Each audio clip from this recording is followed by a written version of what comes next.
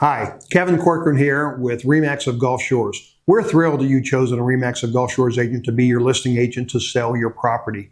As a result of the lawsuit that occurred earlier between the National Association of Realtors and some sellers in Illinois as a class action suit, there's been some changes to the way that we do business. We're going to go over those changes with you.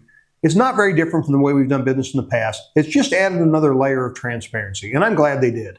First of all, I want to point out we're going to be using the Alabama Association of Realtors exclusive right to sell agreement. This is a contract between you and the listing agent.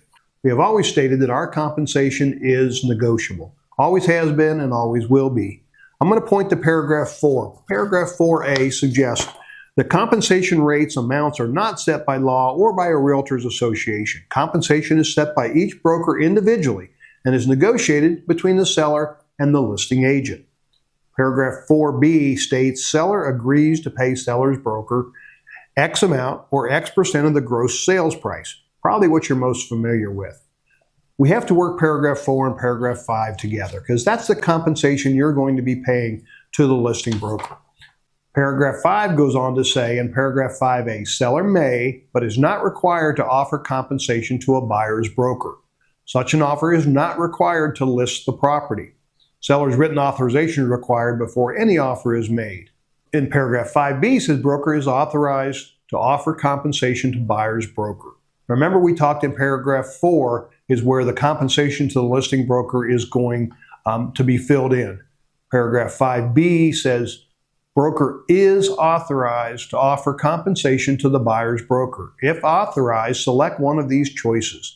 And we'd like to recommend to you paragraph 5B1 where it says payment will be made by seller's broker, that's your listing agent, out of the compensation due to seller's broker under paragraph 4.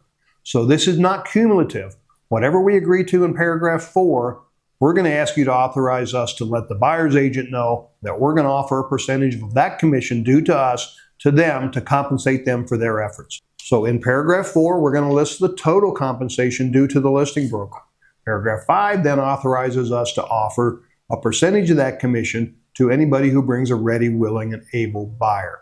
Now, we can no longer advertise this in the MLS system, but we can sure tell any realtor on our website, any advertising, any correspondence, verbal or otherwise, what you, the seller, is going to be willing to compensate a buyer's agent. Now, the reason this is so important because otherwise the buyer may have to come up with these funds directly. And if there's a mortgage involved, that's going to be very difficult to add on to their down payment in most cases. So those are the nuances. It's more transparent than it's been in the past, but it's always negotiable and always will be. Contact your listing agent to make sure you understand what we've discussed here today, and please feel free to call with any questions. We hope this clarifies things for you, and thanks again for choosing RE/MAX of Gulf Shores.